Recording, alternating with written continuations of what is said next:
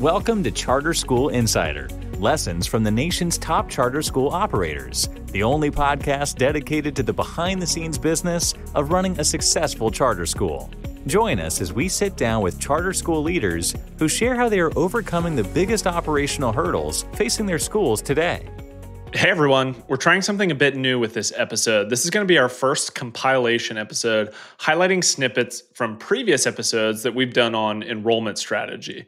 Enrollment obviously continues to be a big trend, and as our library of content has grown, we thought it'd be fun to curate some different highlights from previous episodes that have focused on various aspects of enrollment marketing and enrollment strategy. If you like this format, please let us know, because we'll do more of these episodes, and if not, also let us know, because we won't. You can always shoot us an email at podcast@byq.org or send me a note on LinkedIn. Thanks. Hope you enjoy this episode.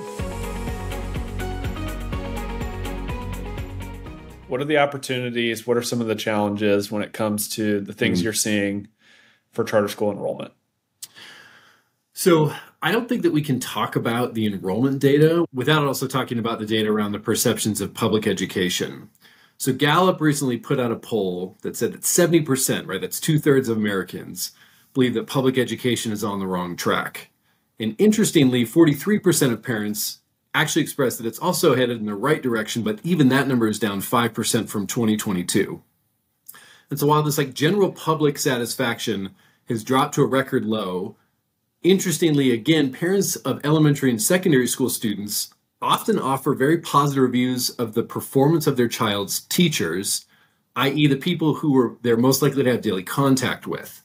So when I think about that public perception, I then go to the enrollment data, right? And I think anybody who is in a charter school probably knows the data, right, if you're an operator or leader. But between 2019 and 2021, charter schools saw a 7% enrollment increase. It was drastic, right? It was almost 240,000 students nationwide at the exact same time that public schools saw a drop of 1.4 million students, right? So I remember seeing the headlines and it sort of looked like it was this renaissance. But if you unpack the numbers, right, a lot of those students actually went to online schools.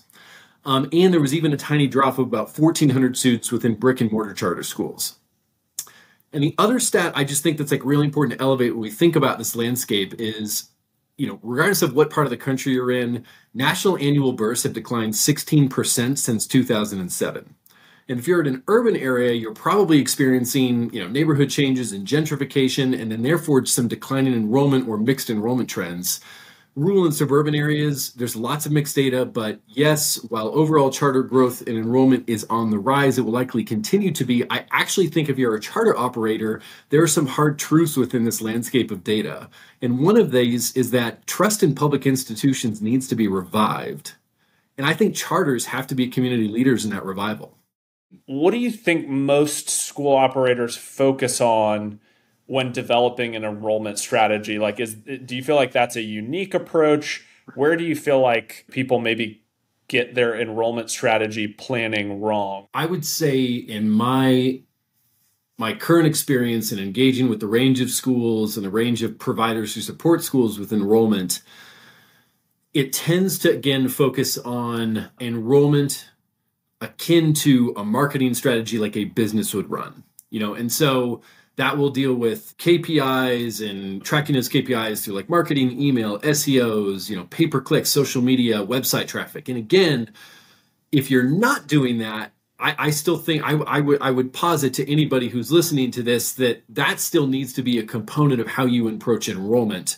Right, you still want to do those things. Yeah. You don't want to ignore all those. It's not an either or, but I actually hear more people frame community engagement is what our parent group does, and we hold a couple of events, but they frame it as separate from the enrollment strategy. And I actually understand why. Again, if you look at the data, most of these external providers that are supporting schools with attendance and enrollment are marketing firms, and they, if you track their arc of when they got into schools, right, most of them got in between 2004 and 2015, right, when charter school enrollment starts to increase drastically, from 2010 to 2019, there's just this exponential rise in the number of schools, the number of students attending these schools. And I think that the marketplace was well, we can help schools. And again, a lot of what they're promoting is this idea of a small business private marketing approach. But again, I would call us all back to the fundamental fact that charter schools are free and public organizations by and large. And so I really think we need to potentially reinvest our focus in this community engagement approach, which has marketing as a component, but I would argue sits as like a higher arc and is like an umbrella that goes over that. And we can talk about this a little bit more, but I actually think there are lots of ways to take KPIs and fold those into how we think about community engagement. But again, the frame is a little bit different. In particular, so many parents right now have just a distrust or a misinformation, or they're unclear because of how they're receiving their information.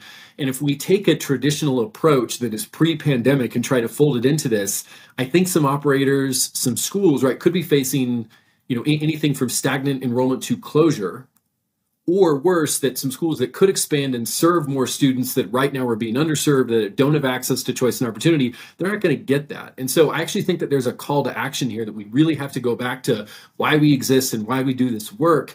And I think at the root of it, most charter schools do really, really good work in engaging communities and what they're passionate about and what they're looking for in terms of how their kids are being served. And whether, again, it's increasing or expansion, this frame shift is just really, really important. How frequently are you communicating with the rest of your leadership team on how the enrollment strategy is going?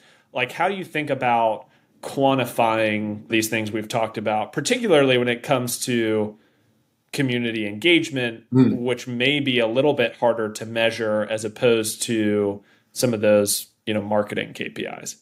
Yeah, I would say there are two large buckets I would think about. I would name vulnerably. Years ago, I didn't do any of this, and it was taught to me by really, really wise leaders, and I found it to be just extremely invaluable because it did the following.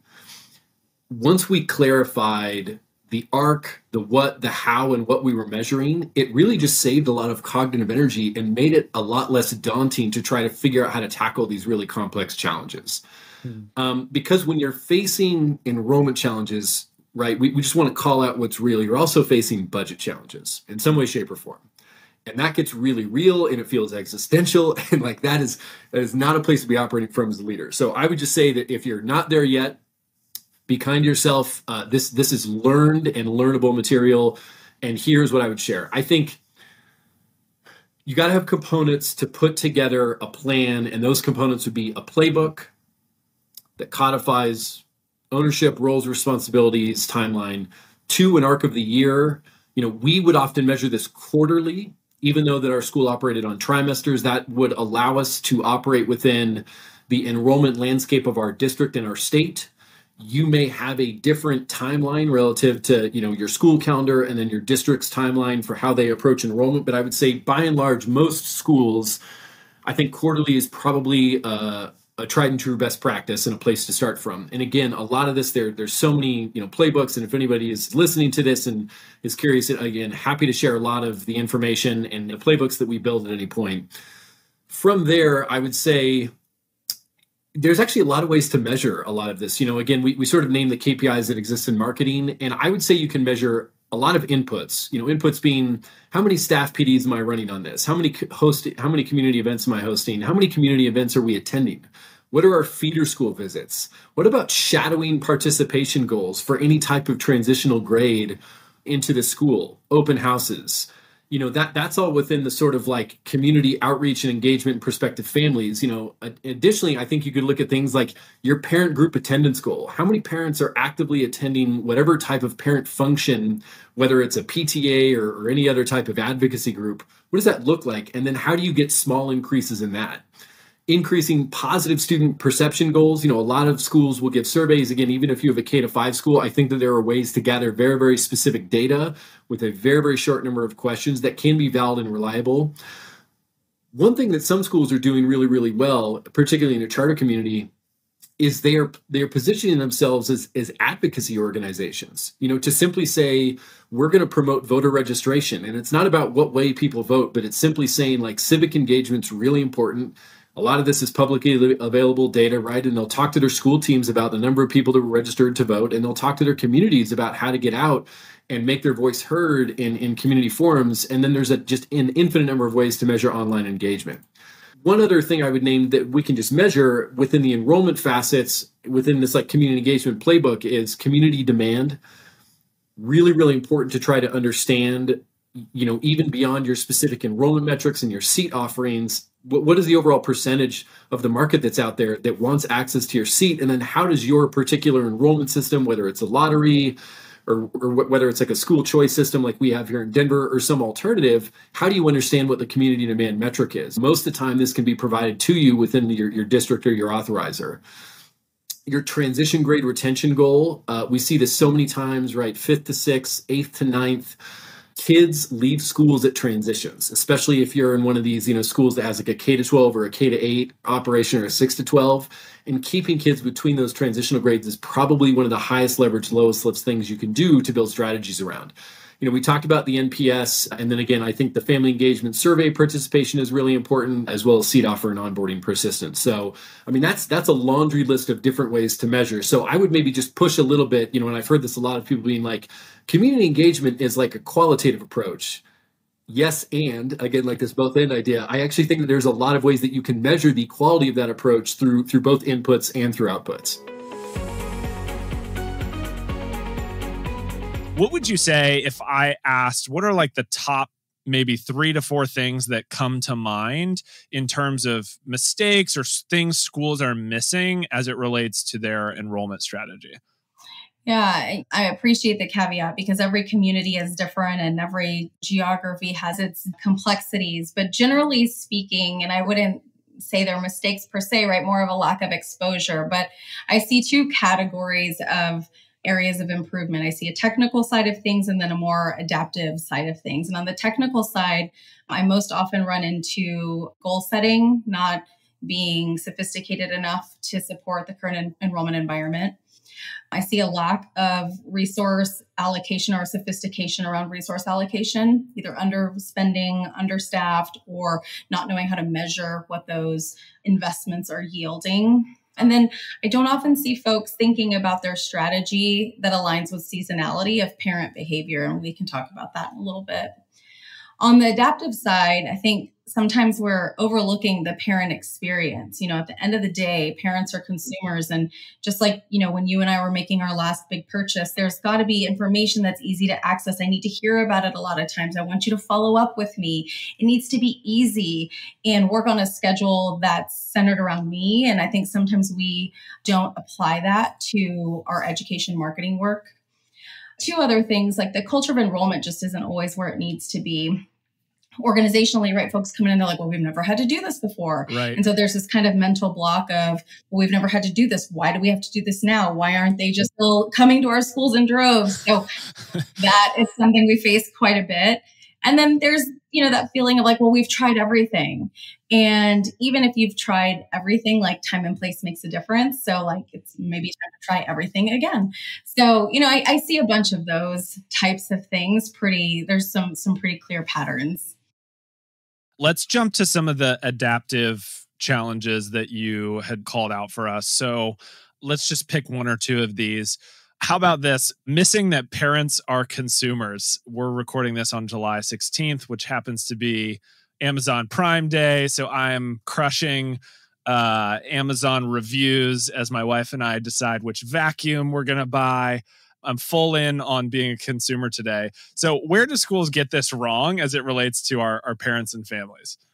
I think a lot of times we focus on the transactional aspect of the work and we don't really equally balance the nurture side of things. That's one example. So in a tactical way, that looks like me getting a message from my daughter's school that says, Vanessa, your birth certificate is missing for your daughter. Please upload it by Friday. So that's super transactional. I don't feel warm and invited into that conversation at all versus another message that might say, we can't wait to meet your daughter on the first day of school. We noticed that a couple of things are missing. Do you have 5 minutes today? I'd love to help you through that process. You're still getting to the same end result, which is like me uploading the document, but instead you've taken it from a transaction to like it being this warm, nurturing conversation. So that's like one example. Another example is just time and the ways that we communicate with our families. So a lot of parents work full time. And so when we're trying to reach out to them at 10 or 2, that's during the workday. And so modifying our schedules to be at a time that's a bit more convenient to match the consumer where they are is another quick pivot that I often advise for folks, or even you can schedule those messages, right? So that they're sent at those times. And then, paying attention to things that are happening around us and taking advantage of any like trends that we can, that's going to match the moment. So I don't know, maybe there's something, if you're a school that has uniforms that are available on Amazon, right? Like match Prime Day with your Amazon Prime with your uniform sales and like try to cross market those types of things, other ways of kind of matching the moment and where parents are going to be. Awesome. Okay. So I want to do one more on the adaptive side, and I want to go with the last one, which was sort of this sentiment that we've tried everything. And you mentioned, it's important to maybe consider the time and the place, or maybe the pace, things we often talk about on the academic side. But tell us a little bit about how to work our way out of that feeling as an organization, because I would imagine it's discouraging if you feel like we've pulled all the levers, we've thrown the kitchen sink at this thing, and the numbers are not looking good. Yeah, the good thing about this work and what keeps me so energized about it is that there's just always something you can do. And even if you have tried a specific tactic, there is a way to make a change to that particular thing that gives it a whole new life and a whole new opportunity to work. So what I would encourage anyone who just feels like they're putting their hands up because they feel as though they've tried everything is to take a step back. First, look at your goals and your numbers and identify where is the challenge. Are you having a challenge attracting people to your school, or are you having a challenge converting people from like in progress to the finish line? Identify where that is, and then start to look at what you've done, thinking through all of the different types of communication. Have we sent an email? If we've sent an email, has it only been through our enrollment system, or have we also tried sending it through Outlook? Have we only sent those during the workday? Have we tried in the evening? Do they always only have text, or have we tried an image? Have we changed the sender? Those are examples of ways that you can change just one tactic. Moving down, text messaging, right? And you just keep going through that process to make sure that you're really thinking through the changes that you can make that could change the performance of the particular thing. I see the most change in digital advertising. We work with a lot of schools, and when we change the message, we change the picture, we change a slight targeting parameter, and we'll see just change in outcomes because we've made just like micro changes to the thing. We're still doing digital advertising, but because we've done all of these other things, it's like, it's going to make a big difference. And so that's what I would encourage folks to do, is take a step back. Where's really the challenge? And then identify all of the levers you've pulled and what micro changes can you make to them to see if they'll yield a different outcome. I just want to point out, it sounds like the real value in spending the time first on the data was kind of demystifying reality. And I think this is such a critical point because a lot of times, it's very easy on a spreadsheet. And we talked about this in previous enrollment episodes. It's very easy to kind of have wishful thinking on a spreadsheet. But if you don't actually know what a realistic target is, you could be building your entire kind of enrollment goals on the wrong numbers. And so it sounds like you all were able to distill down, we're not going to get every student, obviously. Virtual education fits a certain profile, a certain family. That's right. So you knew kind of total addressable students, this percentage is the average, but then you're actually looking at how many literal students there are. So as you got into, it sounds like that helped you build the right sort of KPIs or goals. You alluded to, now it was a matter of starting to pull the various marketing levers that you could. Could you talk just a little bit about some of the different channels you tested or things that you and the team A/B tested that you found to be effective? Yeah. Based on our survey results from enrolled families, we leaned into some of the reasons why parents chose our school. And we started to build our creatives and our advertising verbiage around those reasons. Some terms and creatives work better than others.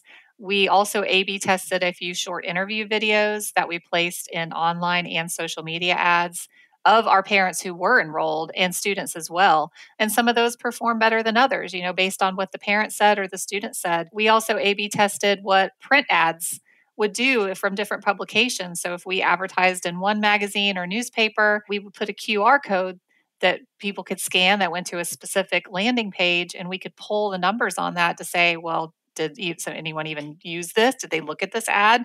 So instead of just throwing something at the wall to see what sticks, we were able to get some numbers from things that we weren't necessarily looking at before.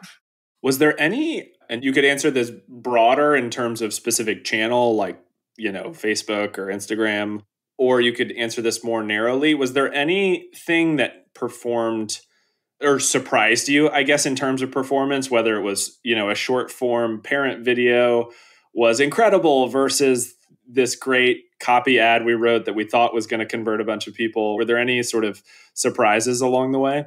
Obviously, Google and Facebook are the powerhouses, and those are pretty obvious. Like, you're going to have the most reach there. Twitter, I think, was our biggest surprise. Really? Interesting. Yeah, we placed ads on Twitter, and they performed the best, had the best results with the least amount of money. And we were kind of surprised because you would think that parents typically don't engage on Twitter for, looking for schools, but man, right. Yeah. It was great. And we also found that we traditionally have tried to use images of our own kids and our own faculty and staff in pretty much everything we do. And man, there is nothing like a super adorable kid doing schoolwork in front of his laptop or a family doing something together. Those definitely were our biggest successes when it came to people want to click on that because, it's happy and it shows that they are enjoying school, which is what we want our kids to learn, but we also want them to come to school and enjoy it. What would you recommend for maybe someone who's listening to this and is thinking, well, our school is smaller, we only have one marketer. How would you maybe recommend someone go about doing this work if they have more limited capacity? Well, I think communication professionals generally are like jacks of all trades. We just know how to do a little bit of all of it, which is great. But then you get spread too thin in so many different directions trying to accomplish this goal between the creatives, the website edits, the email marketing, media production, advertising. It just becomes a lot. But it's still doable for a one-person show or a two-person show, especially if you're at a smaller school or district. My advice is to just start planning early and keep your campaign simple. Decide on your key campaign message, make a few creative decisions for your campaigns, and use those creatives across all of your channels. You could change sizes and colors and different things like that to give it a little bit of design element change, but you don't have to make something too in depth.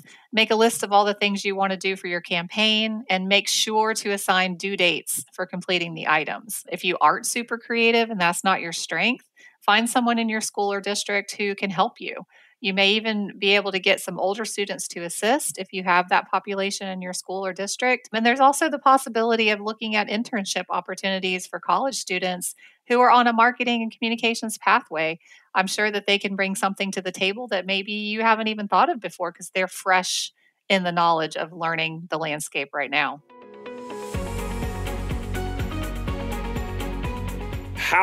Since you all specialize in Google and Facebook, how do you feel like Google and Facebook specifically play into this equation? Because you've alluded to, there's obviously lots of other ways people are doing marketing, billboards, flyers, out in the community, at the grocery store. Specifically as it relates to Google and Facebook, do you feel like what role should they play in a marketing strategy, just from your perspective, having worked with schools on this? Yeah, that's a great question. So Facebook, we say is more brand awareness. It's cost per impression. So you are going to pay Facebook, X amount of cents each time that your ad is shown. And whether people click on it or like it or engage with your content, you're going to pay Facebook for showing your content. So that's kind of brand awareness. And plus people aren't looking for a charter school when they're on Facebook or Instagram. So they're just going to scroll and they'll see you and they might engage with you. They probably won't because they are there for entertainment, not necessarily to find a charter school for their student. But it is great for brand awareness. And also, it's really good for events. When your school has events like band concert or a summer block party or anything that's kind of fun where you want the community to know about it, you need to create a Facebook event. Because as people click interested in going, it might say, hey, Dallan Wortham is interested in the summer block party at this school. And then all of my friends will see on their newsfeed, oh, Dallan's interested in this event. That seems like a cool event. And it tends to snowball. So whatever your events are for the year, make sure that those events exist on Facebook, even if you're not running any advertising. So make sure to create that event on Facebook. And Google, Facebook is brand awareness. Google is more geared towards people that are looking for a charter school. So I'm a parent. I just moved into the area. I type in charter school in Denver, Colorado, because maybe I just moved from another school or from another state where my student went to a charter school. So I'm looking for another charter school in the area. They type that in, they see the results, they click on you. They are much more warm. They're in the hunt. And so it's much more enrollment driven rather than brand awareness. So if you're looking for brand awareness, Facebook's a great place to start. And especially like if you're a school that's very unique, like a VR based charter school, people probably aren't going to type in VR charter school into Google. So it's a great place to show who you are because people aren't going to find you on Google. They're not going to search for you. But Facebook, you can kind of get in front of them and capture their interest. Google is, hey, people are looking for us. We want to be there when they look for us. It's more enrollment focused. Is SEO worth it in such a crowded market? Like ahead of this episode, I Googled schools near me, and there wasn't even a single school on the first page of Google. It was like all these aggregators or niche.com ranking schools, or it was the local university.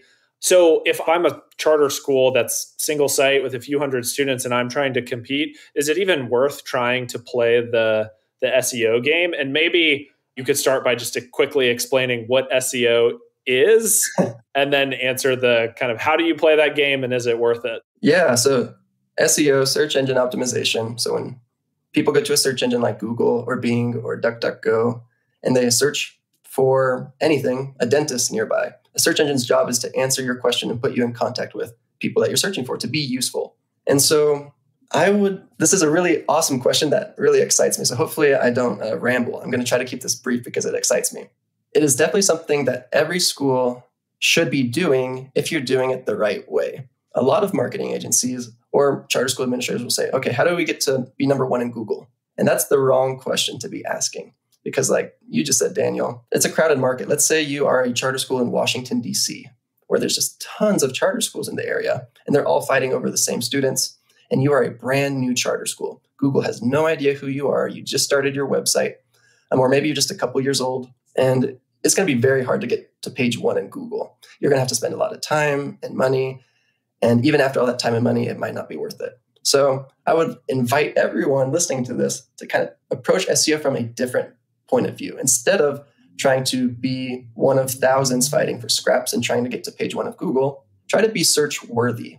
So if I am ABC charter school, instead of trying to win charter school in Washington, D.C., I'm going to try to do things in my community where people will then want to search for ABC charter school. Instead of increasing your rankings, try increasing your search volume because you are the only you. So it's a lot easier to rank for you because there's no competition. So try to do things externally outside of the search engine instead of just trying to trick Google to put you first on top of everyone else.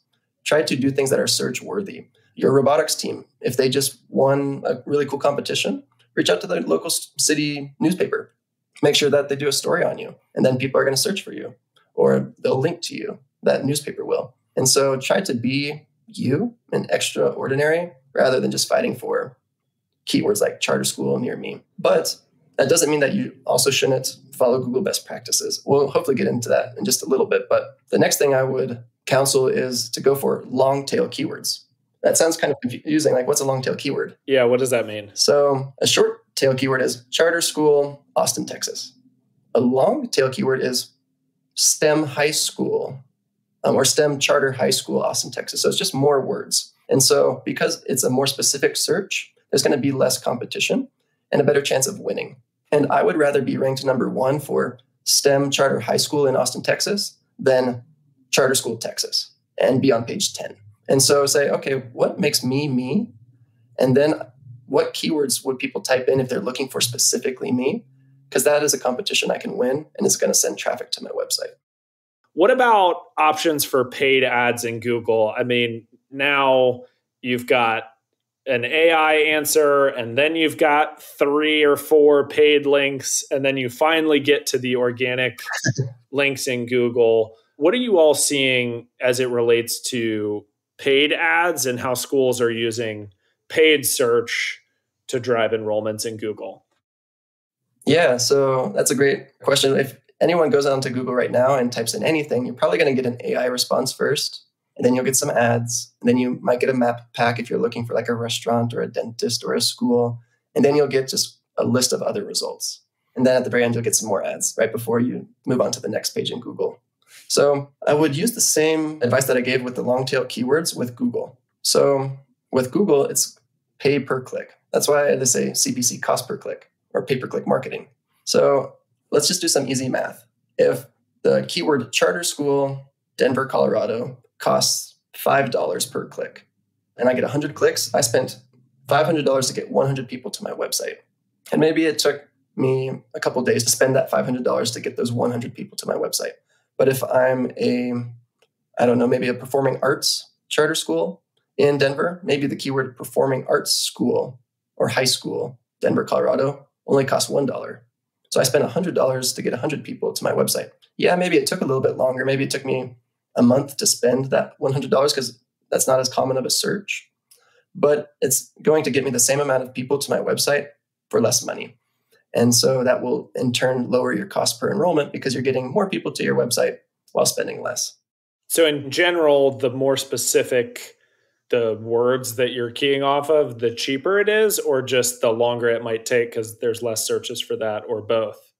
Both, yeah. I'm not saying to avoid like charter school, Denver, Colorado. If you've done the math and you say, hey, it's $5 per click, spend $500, but 5 of those 100 people are converting because our school's awesome. We have great reviews. Our website's beautiful. Right. You just got 5 students for $500.